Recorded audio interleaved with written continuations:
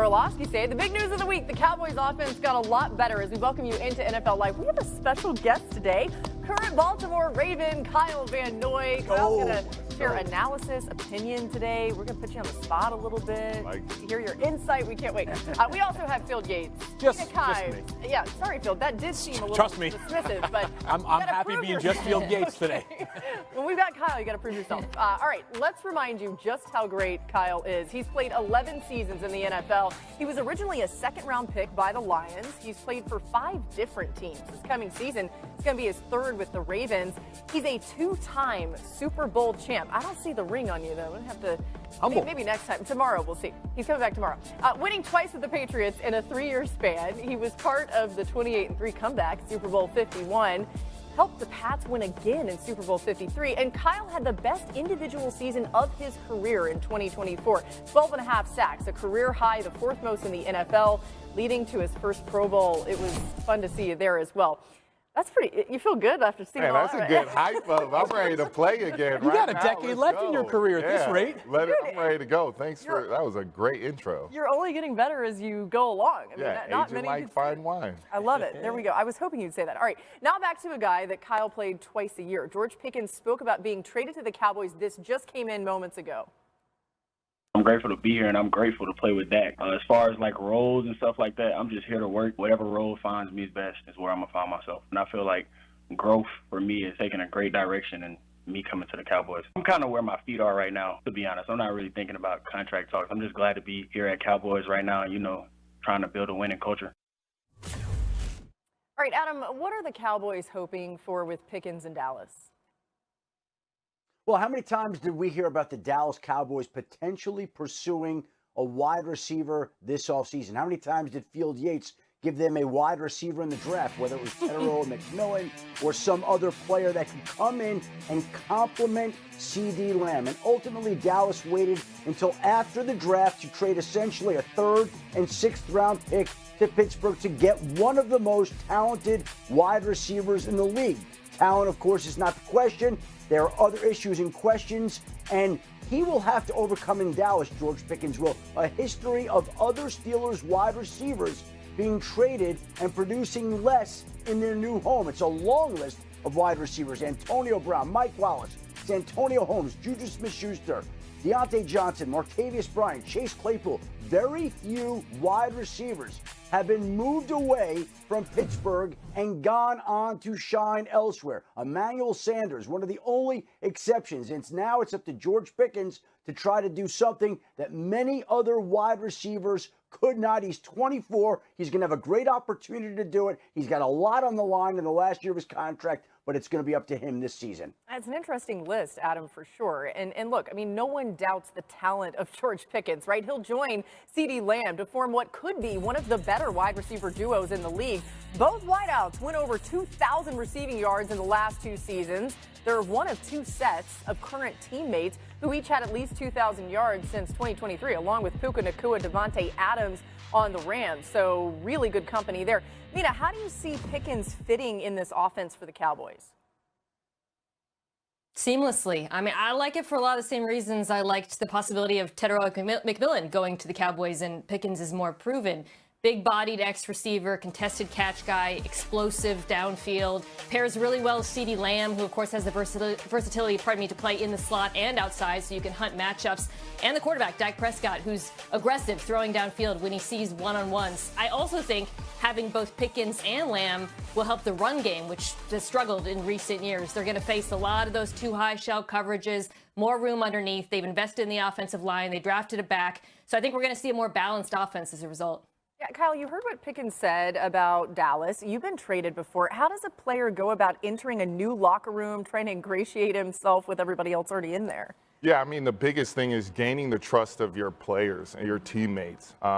George Pickens, great, phenomenal talent. Now he has to do the, hey, how you doing? Are you doing good today? Build the trust of your teammates. Get a relationship with that quarterback, Dak Prescott.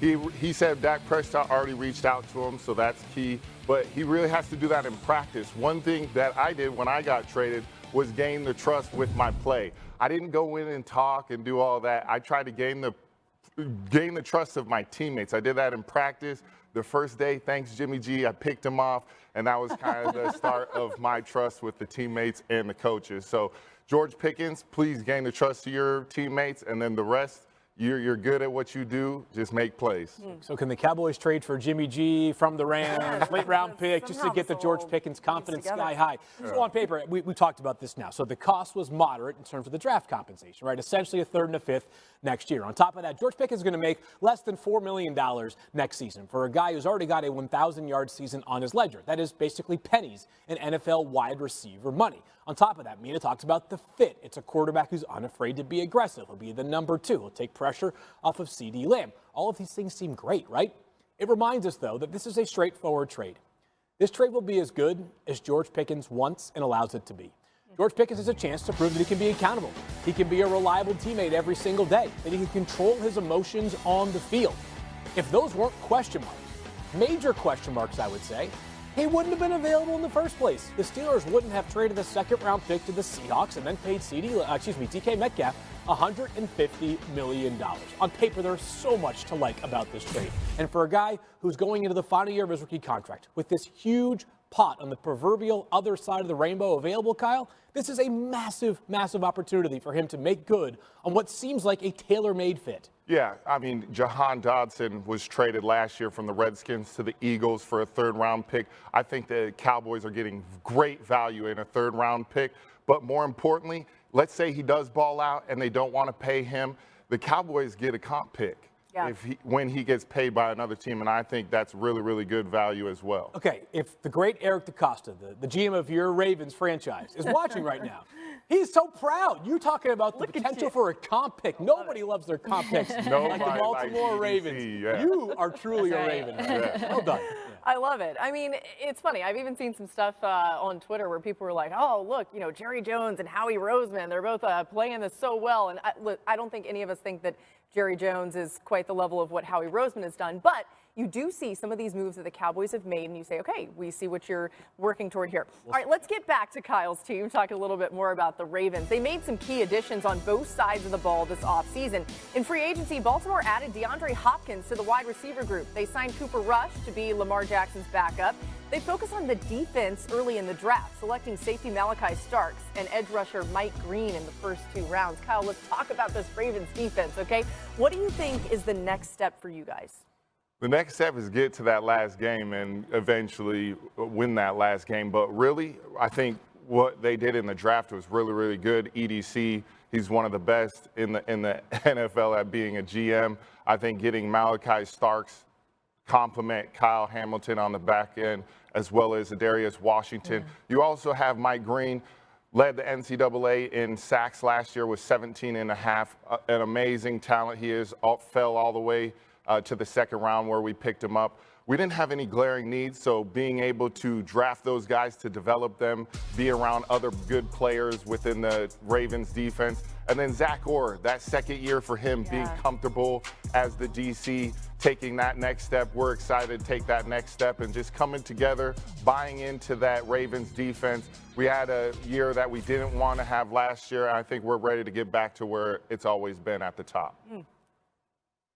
Yeah, I'm glad that you mentioned Zach Orr, Kyle, because that's someone I'm really interested in seeing how he continues growing, because I thought in the second half of the season, down the stretch, you really saw his development as a play caller.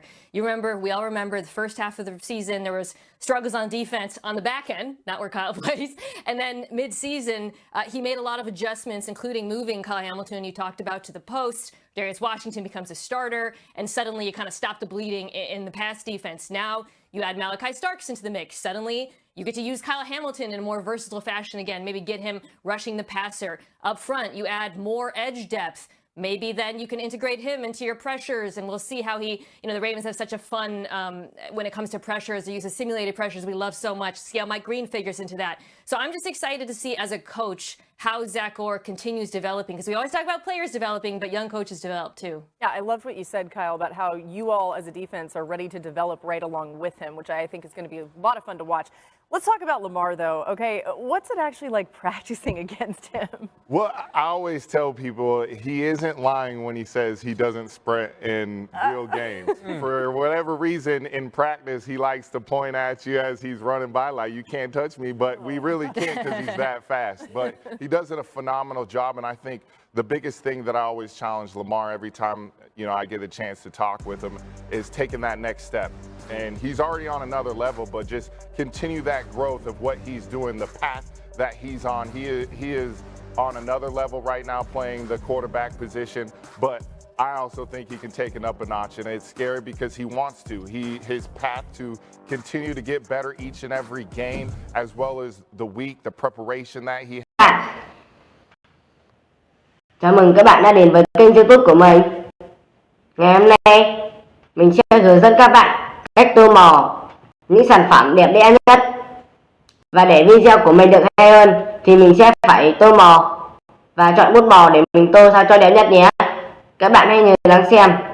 Và bây giờ, chúng ta cùng đi tô màu nào.